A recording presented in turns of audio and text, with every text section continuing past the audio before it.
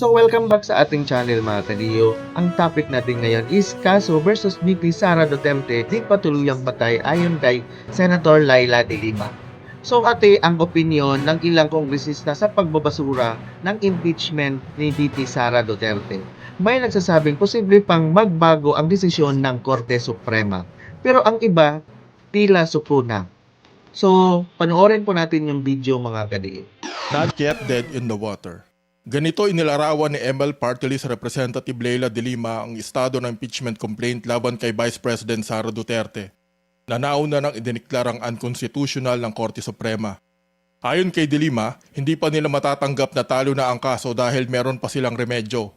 Umaasa pa po talaga kami na sa pag-file ng motion for reconsideration ng House of Representatives, and it will be done, it will be filed, in-announce na yan ng ating speaker, ay we're still hoping, praying na magkakaroon ng re-examination, especially of the material and crucial facts na medyo mali yung pagkakaintindi ng Korte Suprema. Pinunto ni de Lima na may mga pagkakataon na binabago ng Korte Suprema ang naging desisyon nito. If the motion for reconsideration is granted by the Supreme Court, then the Senate cannot also do anything.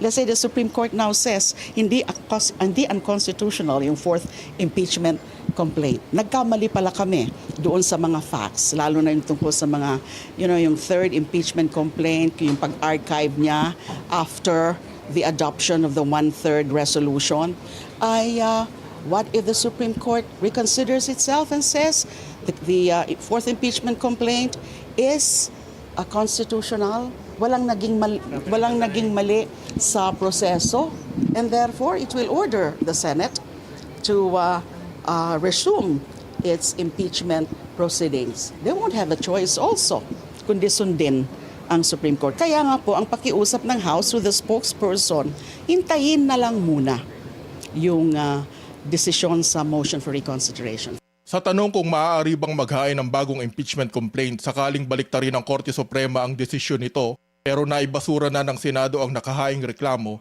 sagot ni de Lima, Pwede, kasi ang sasabihin yan, ito na yung pinaka-barred. Bago na yan, bago ng complaint.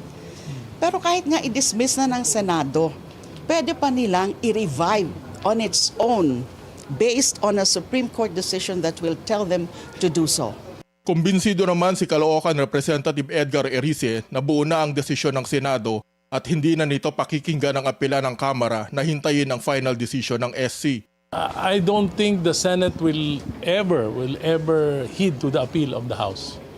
That's my personal opinion. Naniniwala rin si Erice na malinaw ang posisyon ng Senado na pabor ito sa pagbasura ng Korte Suprema sa impeachment ni VP Sara. So, nakita nyo na yung video mga kadiyo, no? Itong si Laila de Lima mga kadiyo, gusto talagang makabawi sa Duterte kasi alam naman natin pag nakaupo ito si VP Sara Duterte ngayong 2028, for sure mga kadiyo, parang kulungan po ito mga kadiyo. So, takot na takot talaga ito at gusto din itong makabawi. Kaya, bida-bida, tahol ng tahol sa publiko mga kadiyo. So, ito lang po ang ating news update ngayon mga kadiyo, and please comment down below kung ano ang masasabi nyo sa video na ito, and please pag-support naman ang ating Facebook page para magpatuloy pa tayo sa paggawa ng bagong news update. Maraming salamat po at magandang araw.